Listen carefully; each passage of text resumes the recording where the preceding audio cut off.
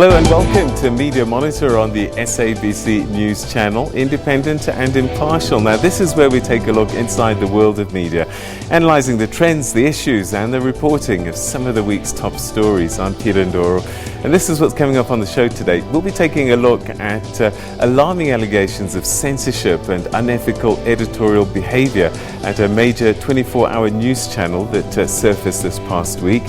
We'll be taking a look at some of the biggest international stories in 2019, and we also have regular features, including a Back in History a little later in the show. Remember, you can engage with us on social media using the SABC Media Monitor handle, which is hashtag SABC Media Monitor. All of that still to come, and we'll also be taking a look a little bit later on what's on the front pages of our newspapers. All of that still to come. All right, okay, we won't show you the newspaper covers because we haven't got them, but we will discuss them a little bit later on.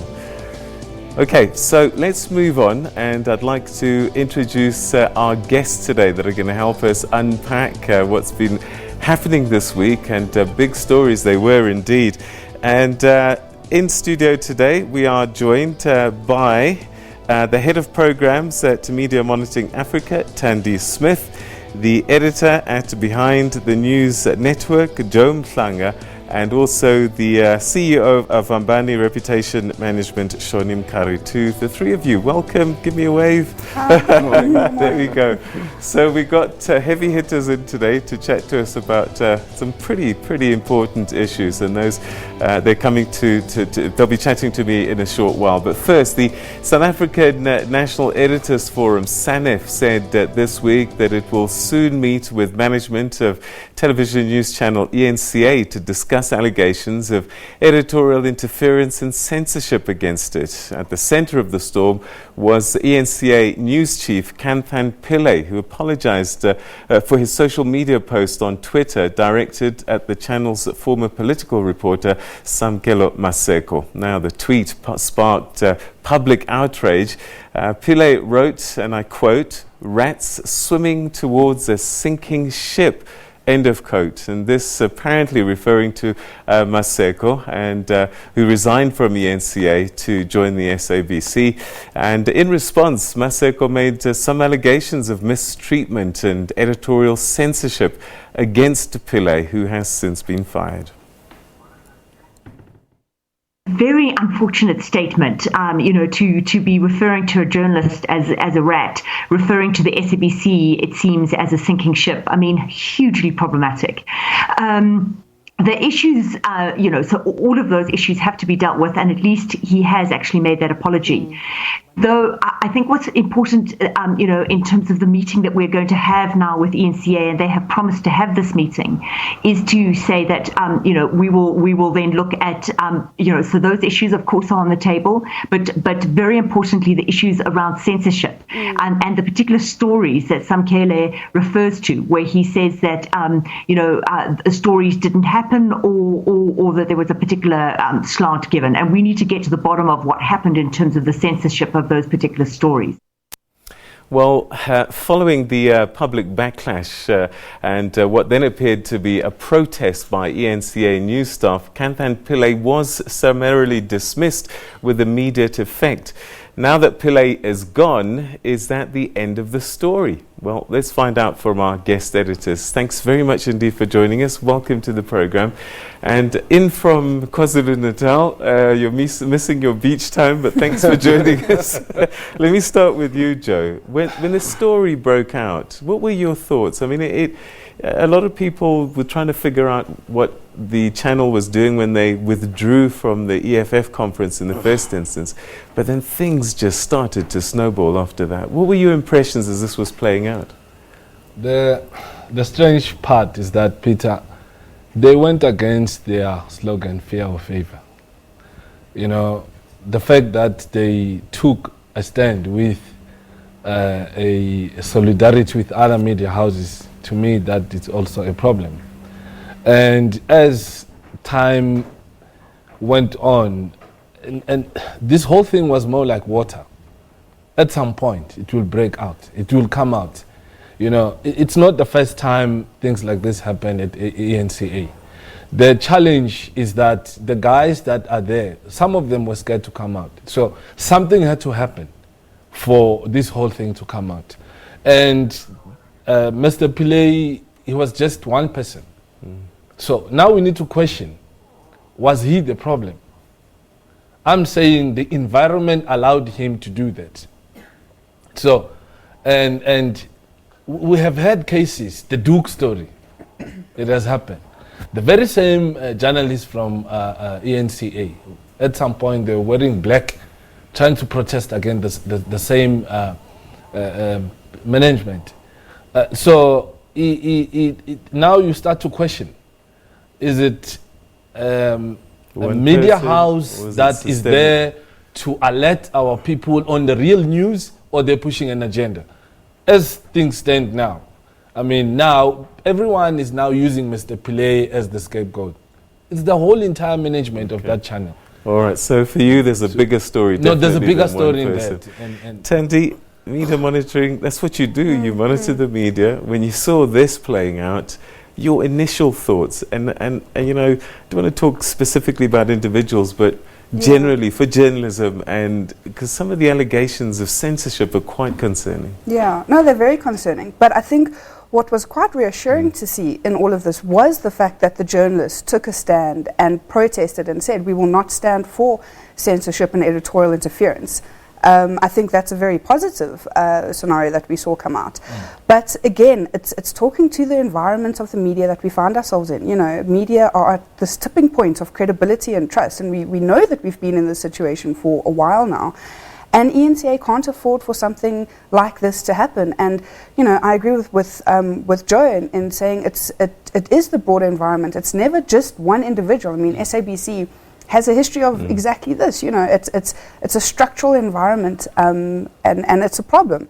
But yeah, I think that, you know, questions should have been asked a lot sooner. You know, we knew that Kanthan Pillay was there.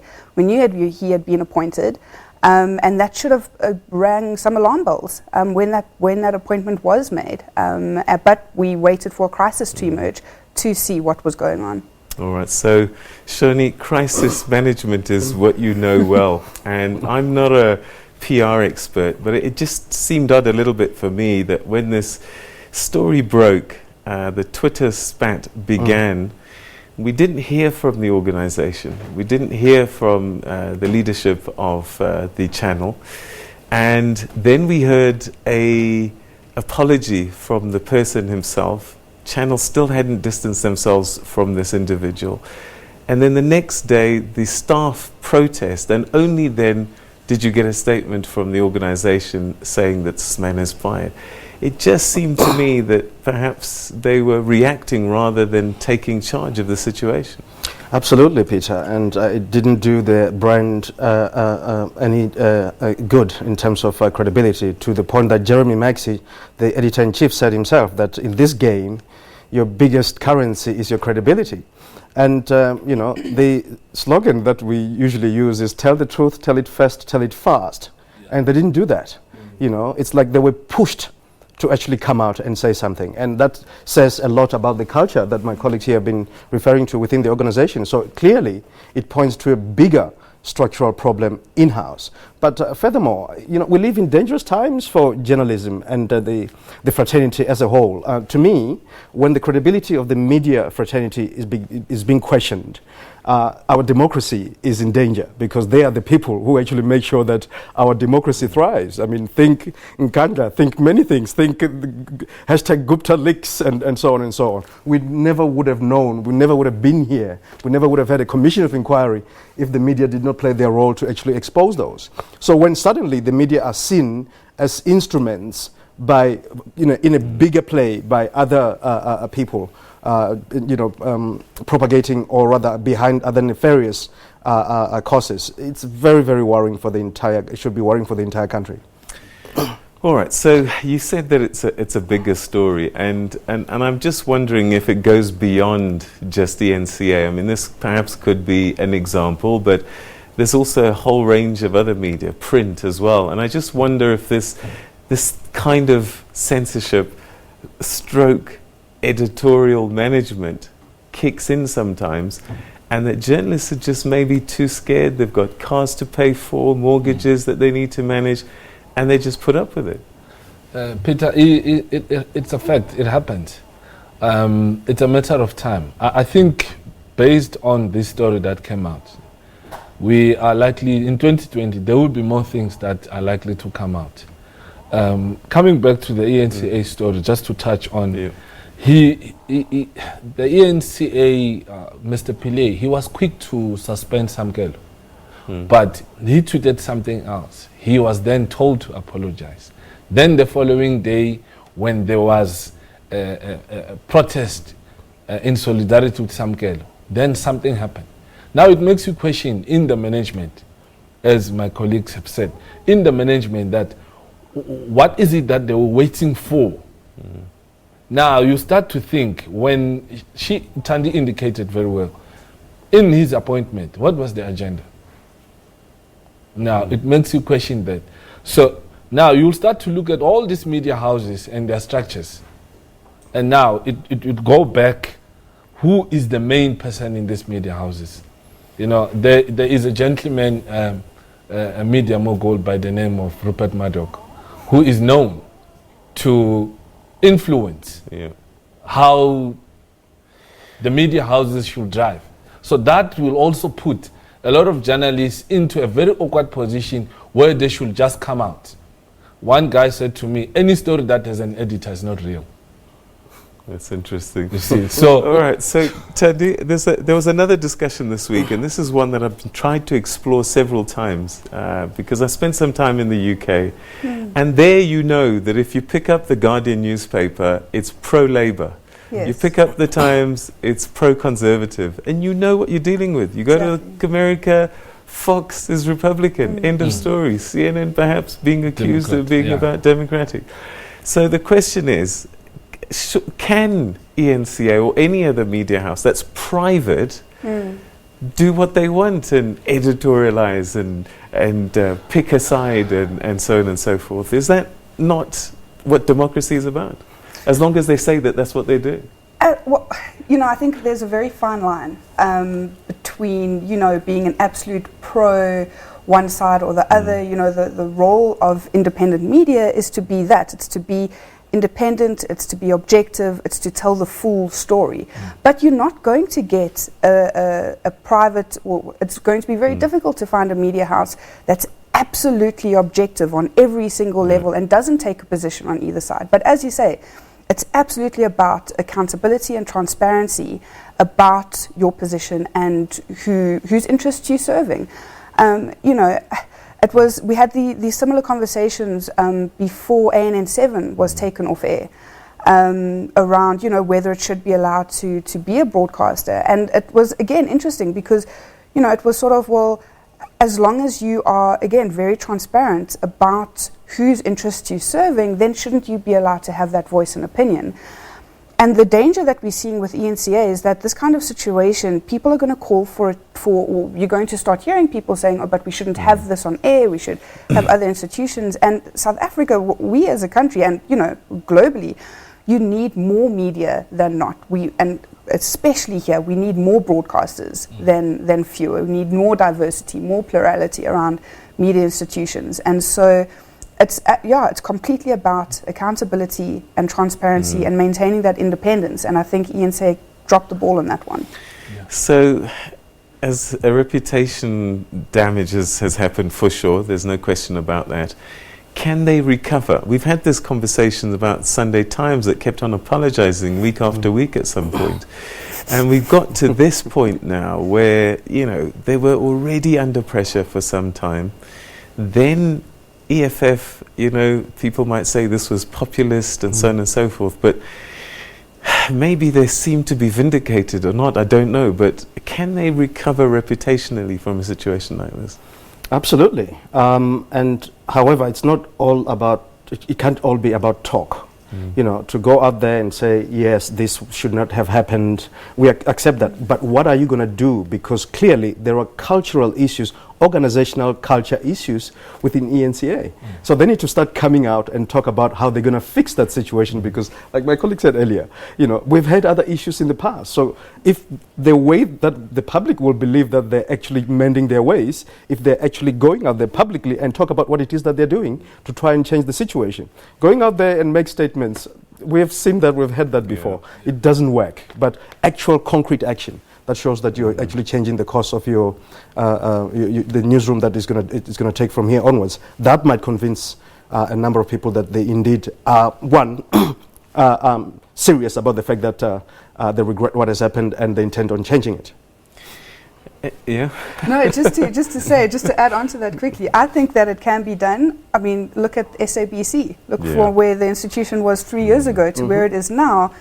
I mean, we're not there yet, but there has been a lot of progress, and I think that it is on the road to recovery, and I think media institutions can, regain that credibility. And indeed, Peter, this is the reason why journalists are moving from other institutions to the SABC, because it's shown to be of a different caliber now. Yeah. So you can't call anybody a rat, particularly when we think about what happened in Rwanda. This name calling on media, it can be very dangerous. Yes. Should that not have been the point this man either got suspended or fired? They didn't take action. Peter, it goes back to what Thandi said, that when he was appointed, it was a red flag already. But now, why was he there? Whose agenda is he pushing?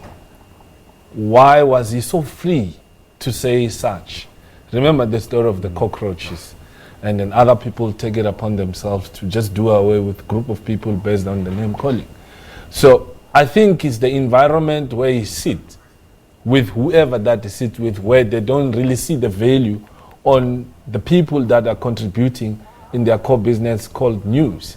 So I think it's a structural and the culture and how these guys see the people that are working in their business. Look at how many people who left there and come this side. How many people leave elsewhere and go back there? You can, if you do the counting, most guys leave SABC, go there, 15 minutes later back at SABC. And then how many people went back to maybe it's one guy. We did a count last night when we were discussing the story. Very few people go back there. That should be telling us a story. One young lady left there, she joined a certain union. She was there. She protested alone. She wanted to tell the world what was happening there. She ended up leaving. And it continued. And as my brother said, it will take a while for them to do away with this thing. He was the only person who called someone a rat. How many other people? Yeah. We'll discuss this a bit more in another kind of context, journalism safety, because I think sometimes we always look at it externally, but sometimes I think these issues play out internally, but we'll do that in a short while. We are going to take a break shortly, but before that I think it's time for us to go back to our news archives, and today we take you back to 1997 when President Nelson Mandela called for South Africans to unite at the unveiling of a bronze statue honouring struggle icon Steve Biko. Let's take a look at how the SABC covered that story that day. President Nelson Mandela today seized the opportunity to make an extraordinary appeal to all political parties to work together towards national unity. He made his appeal at the unveiling of the Steve Biko statue in East London. Saying there were good people in parties, President Mandela called on all the leaders at the ceremony to step forward and tell the country why they were not prepared to work for unity. He confirmed that he'll be retiring as leader of the ANC and head of the country, and said he wished to appeal for unity before he retired. It was an extraordinary day in East London. In an unprecedented move, President Mandela utilized the 20th anniversary of Steve Biko's death to call for national unity. What I want to know is why we cannot unite, whatever the name is. Why is that we cannot work together as one organization? We may call it the African National Congress, we may call it a ZAPO, we may call it the IFP, we may call it any name that we want. What I want them to answer, why are we not working together? He called the leaders of the PAC, IFP and ZAPU to the stage and asked them to commit themselves to this cause. There is no reason why we can't work together. Absolutely not. A large constituency of ZAPU supporters threatened to disrupt proceedings at the City Hall, but the President reprimanded them in schoolmaster fashion. We have had here rowdy, undisciplined, raw children trying to undermine a great occasion of this nature. And yet, I nevertheless still love them. The President said each leader should know when to quit, but he insisted that he would like to see both his and Biko's dreams of a more human South Africa fulfilled before he retires, something he's not doing just yet. He was up early this morning, and his first stop was in Mxenge home in King Williamstown. Later he paid his respects at the graves of Griffiths and Victoria Mxenge. Then it was time to honor the man for whom this day was put aside. I have never had the honor of meeting alive Bantu Steve Biko. Mr. Mandela also visited the Biko residence before departing for the day's most important event, the unveiling of the statue. And it was here that the significance of Steve Bantu Biko's legacy was most evident.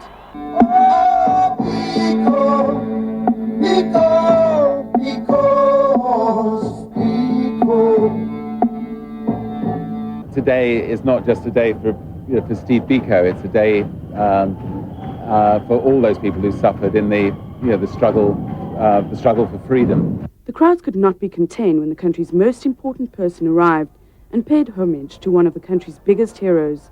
His hope in life and his life of hope are captured by his resounding words, and I quote, "In time we shall be in a position to bestow on South Africa the greatest possible gift, a more human face." The John Foster Bridge outside East London was also renamed the Steve Biko Bridge, yet another testimony to the fact that Steve Biko may be gone, but definitely not forgotten. Tertia Kruger, SABC, East London.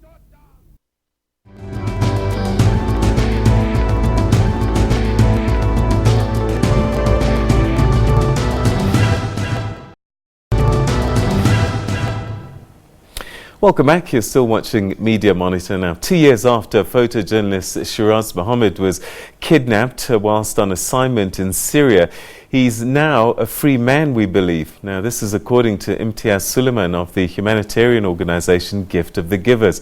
Mohammed, who was taken hostage in 2017, apparently managed to escape his Syrian captors and cross the border into Turkey into the hands of Turkish intelligence.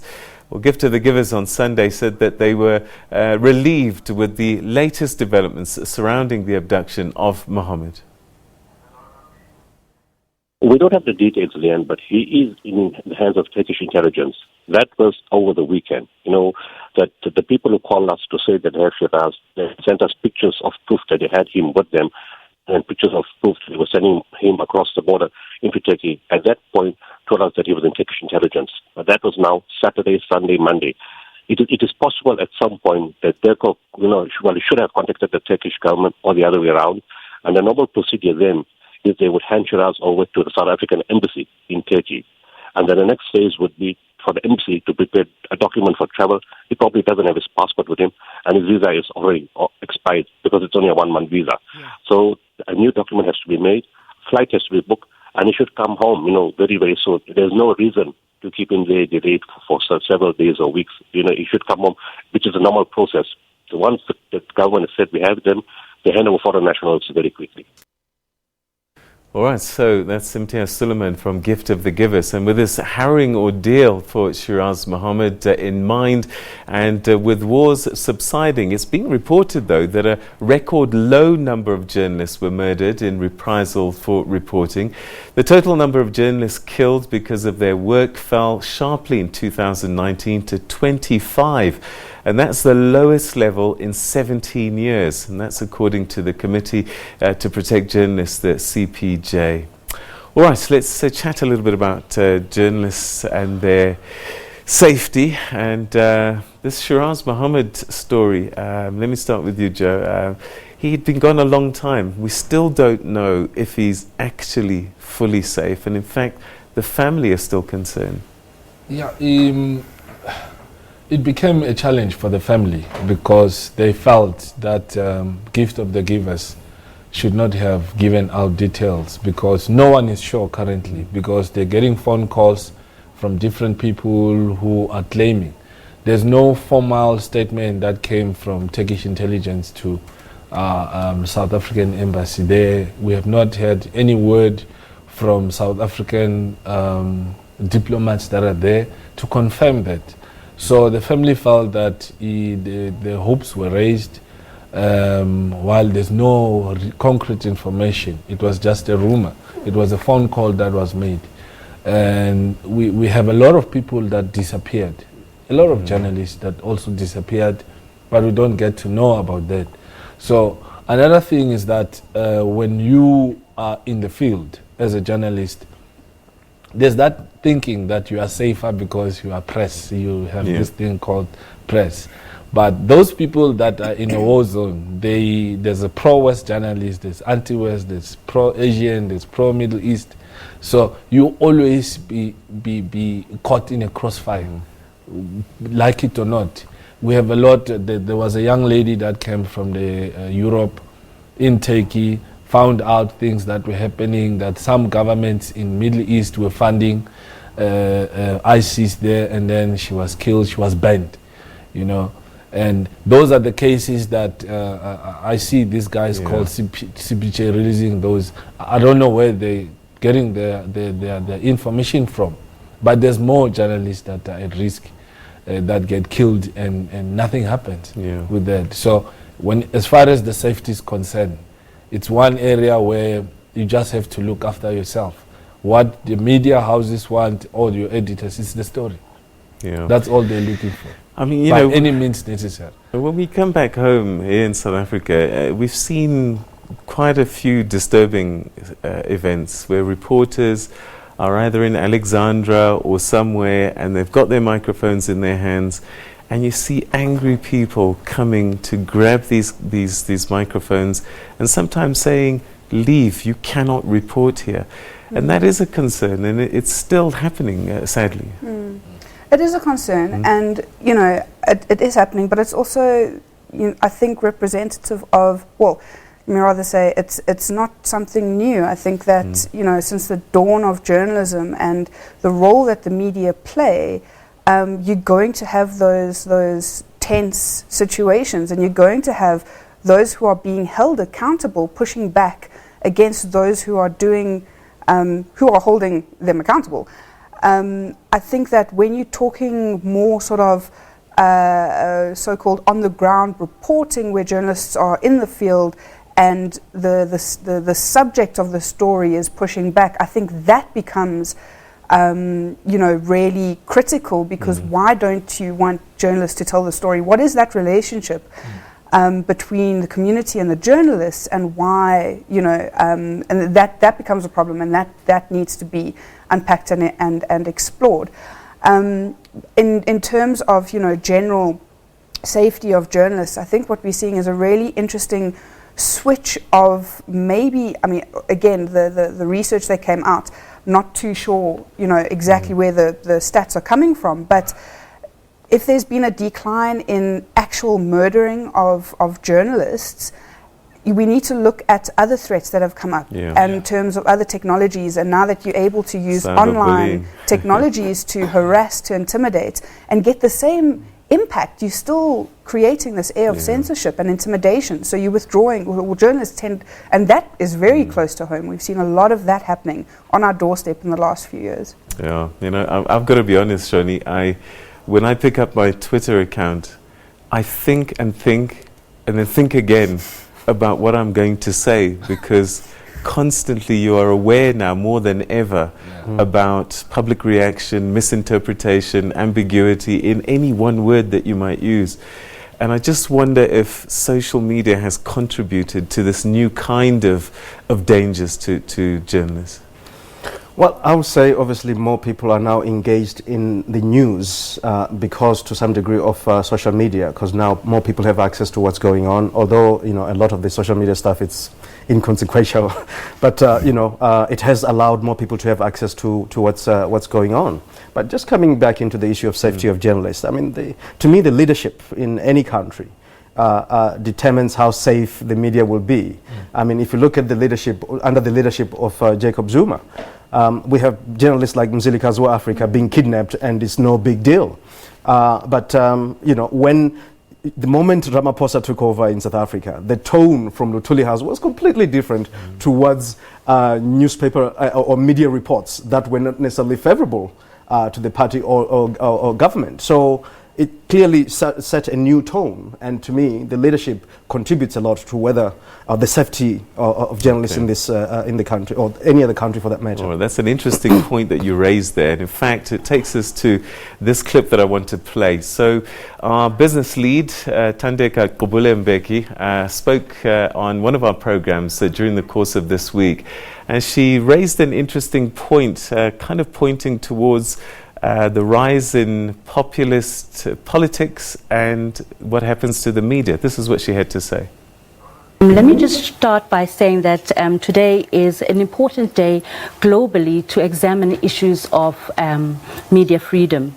And the global and the international press are examining these in a spirit of self-criticism and in an analytical way, as well as looking at the threats to this hard-won public right and it's a constitutional right in many countries, including our own, to media freedom. Now, with the rise of populism throughout the world, we are seeing a direct link between the attacks on journalism and the attacks on individual journalists and media houses with the rise in populist movements. Now, the rise in populist movements has seen a bit of a boom since the downturn in 2008.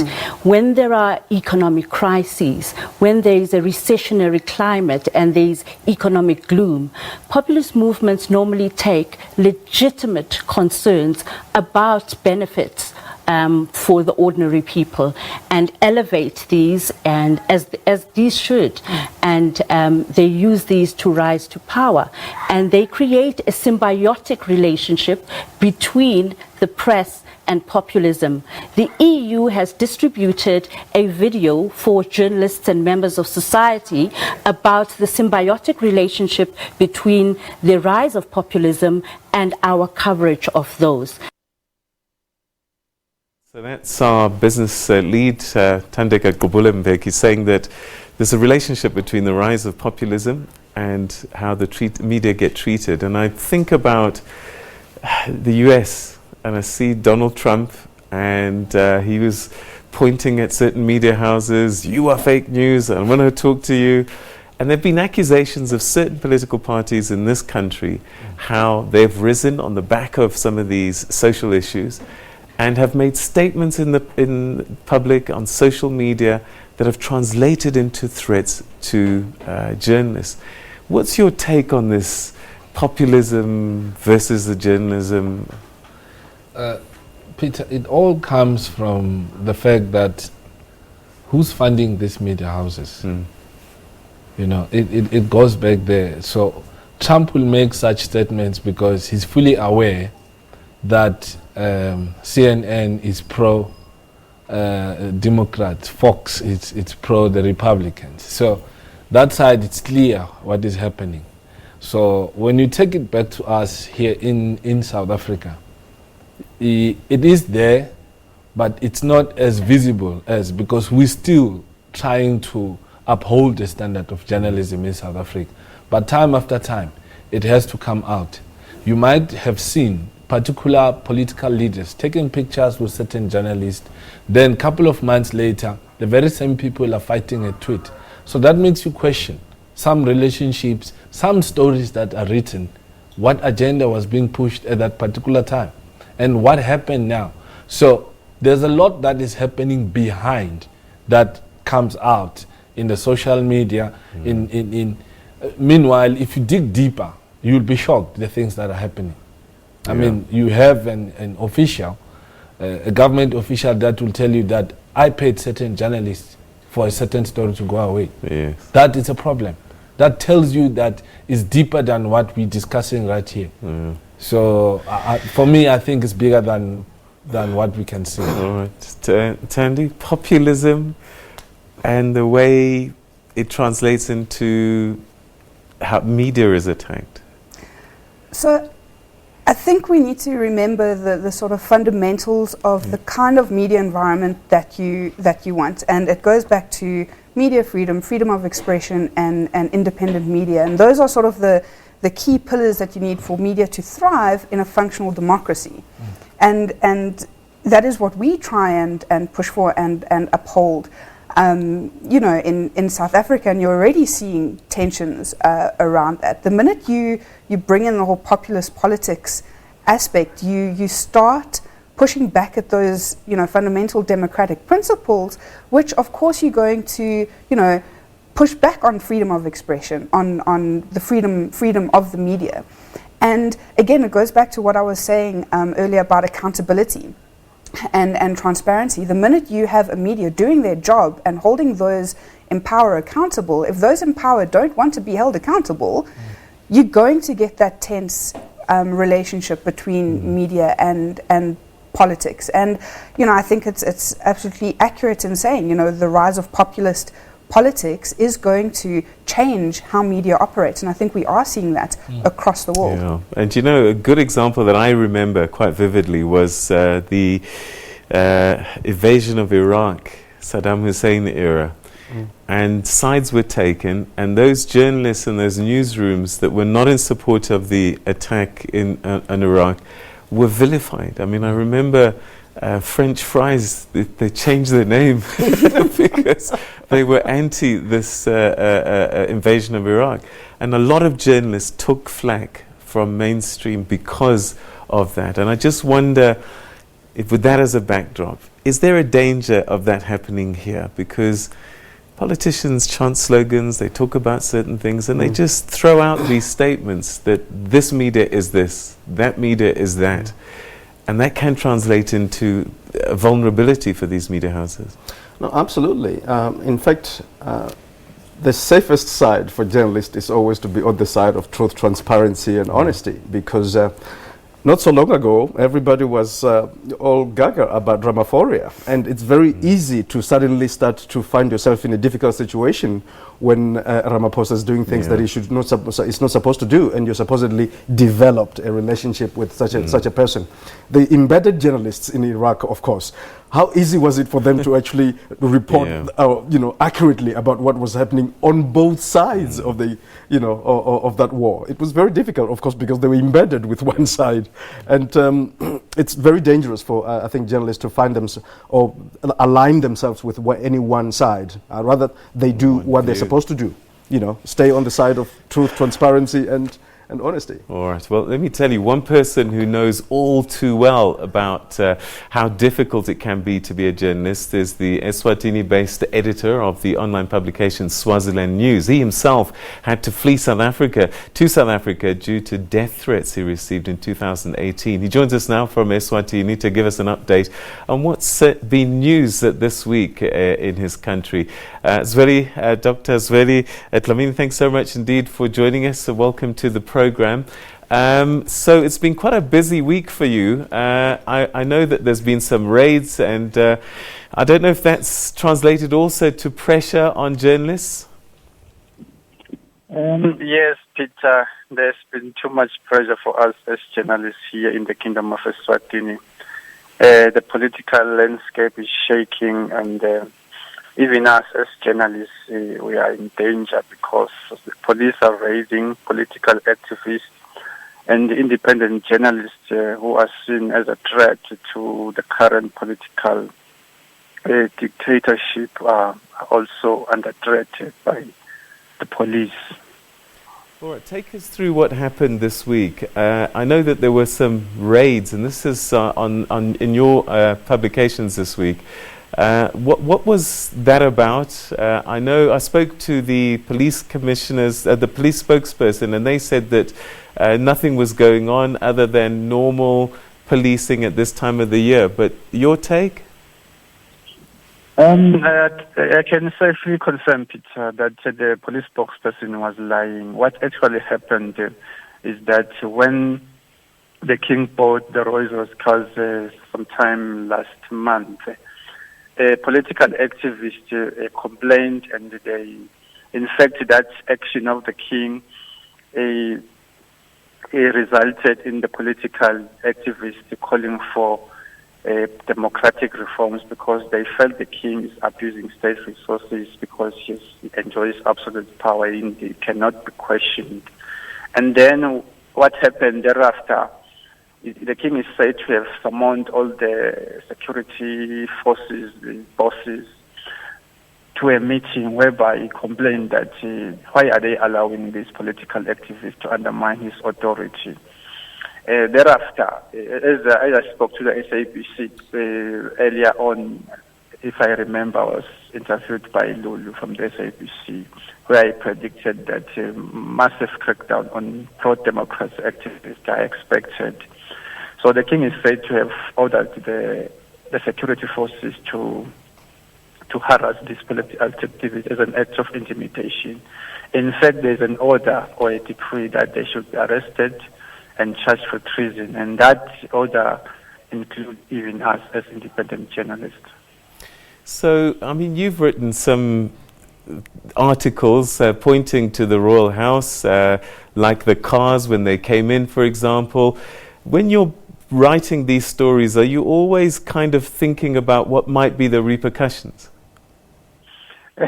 Peter, you know, as a journalist, you always owe the public the truth. We know sometimes it's risky to publish such stories, but there's nothing we can do because the public is expecting the truth from us. So we only serve the public.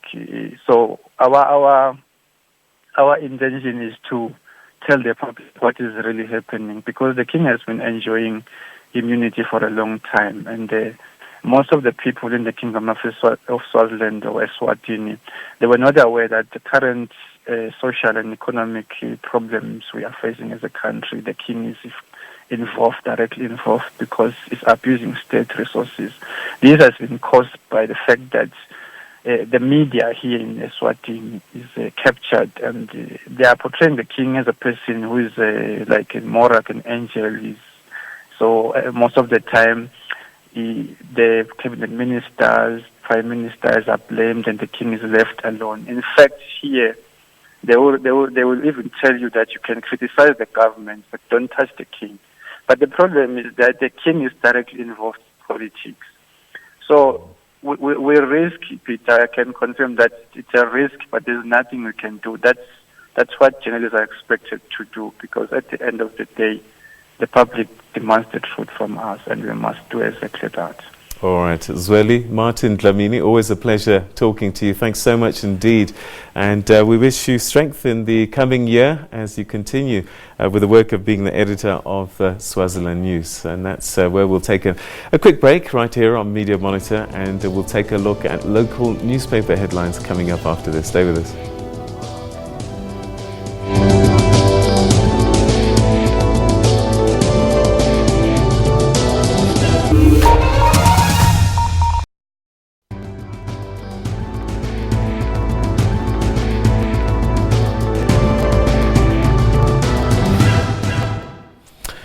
Right, welcome back. We're going to start taking a look at what's in our newspapers on this Sunday. And before we do that, let's just show you what's on the front pages.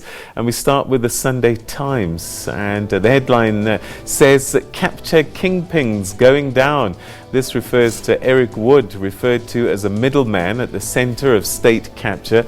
The boss of the controversial Trillion Group is set to be charged for amassing super wealth from the hundreds of millions of rands stripped out of Eskom and Transnet after he met the Guptas and their Lieutenant Salim Essa. The City Press has what seems to be many front page stories, ranging from looking at the decade that was, that's 2010 to 2019, to how people are spending their Christmas holidays, and also words that have become part of our lingua franca in the last 10 years, such as slay queens. I'm still not quite sure what that means, to be honest with you. This is the paper's last edition for the year. And in the Sunday Tribune, ANC staff apparently are facing a miserable Christmas as the ruling party allegedly hasn't paid their December salaries. Apparently, ANC General Manager Phoebe Potgieter has already communicated the party's dire financial situation to employees in a letter dated December 15.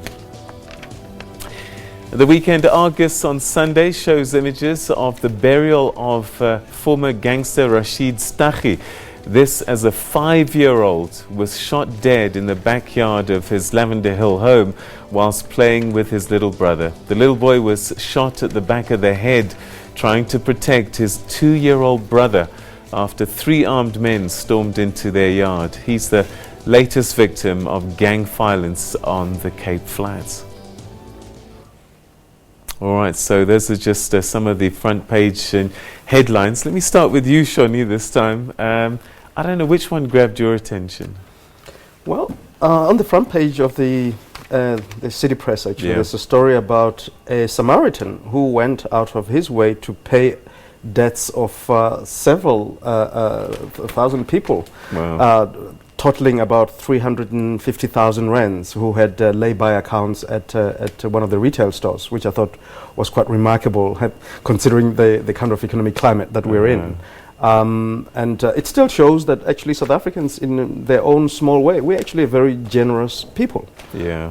And that kind of showed that. It is a nice, sweet story, isn't it? I mean, it's so you go, lay-by is when you go to a shop and you almost pay a deposit and say, I'm going to come back and pay it off and get those goods. Yes. So he went to the store and he says, anyone who's on lay-by, pay the rest of it, and then you then later go and get your thing. You think you've got something still to pay, and they say, no, it's been paid for. In fact, one of the customers was actually thought that the lady at the till was actually playing jokes with her and said, listen, Okay, so there's the one that grabbed my attention there is this. I mean, this is a decade gone. Although I still don't know when a decade starts and ends, because for me, a decade starts 2020, doesn't it? The next decade. Yes. So to 2021, actually, because that's the first year of the next decade. But anyway, that's another discussion. Slay queens and other words that we use in South Africa. I don't know. I mean, what are your thoughts about some of the lingua franca that's come through? Bless eyes and other words. It's been quite a 10 years, Joe. We are one country that, no matter how bad things can be, South Africans will always find humor in everything. I mean, remember the story that came out, some people are called tigers and stuff. So you'll see people posting something, say, spot the tiger, between these 2 guys. In spite of all of that, I mean, we come up with all sorts of mapiano. Mabena. So we evolve. We're very creative. We're very creative. And again, social media, I guess, probably has contributed to this rapid it's also rise. helping in moving certain things around. I mean, I remember watching Ahmed Katrada. In his interview, he said when they came out of prison, they heard of words off-ramp. What's this?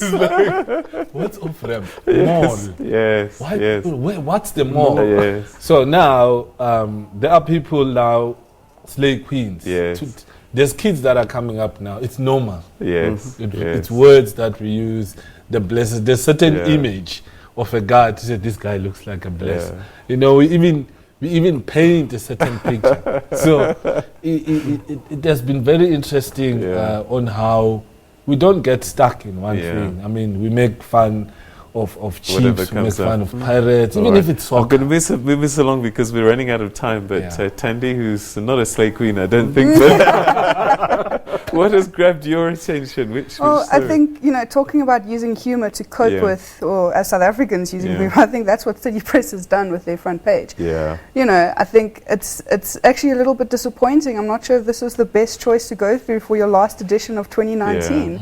You know, images that moved the nation. I would have loved to see something really powerful on the front page. So I know we seem to be picking on the City Press a little bit, but you know, that's that. And it's also I'm hoping to see more about the exposed kingpin and state capture. You know, I think that if we can start holding those accountable and actually doing something concrete, that's going to be a good start to 2020. Joe, Sunday Times or? Look, sometimes I wonder if they won't come back to apologize. So that's my problem now. That's optimistic. But look, it's a good story that people are being exposed, but we only see one side of things where it's only exposed because we are aware that there's the other side that we have not heard of it. Right. So. You look at same thing. You look at the headlines like this. Okay, which agenda? Or where are they going with this? Meanwhile, there's this that is there. So for me, I suppose it's encouraging that for a long time people have been saying we're watching the state capture inquiry, but no one's actually getting arrested. But it looks as if that it's starting to happen, and maybe 2020 we'll see this more often. You're not sure. I'm not convinced. Yeah, we can only hope. I think a fugitive with means, we must remember, is a very difficult person to capture. And this is what has happened. And this is why even the prosecution, the process of getting there will take some time, because this is not nobody from nowhere. These are people who are very well resourced, and they're going to get the best legal minds to try and stay out of prison. All right. You know what? Unfortunately, we run out of time. I wish we could continue discussing some of these issues. But thanks so much indeed. You guys are always great, and thanks for coming through and helping us unpack some of these big stories. For you at home, thank you very much indeed for watching Media Monitor. I hope that you'll join us again at the same time, same place next week for more of the same. For me and the rest of the team, have a great day and a wonderful week ahead. Take care. Bye-bye.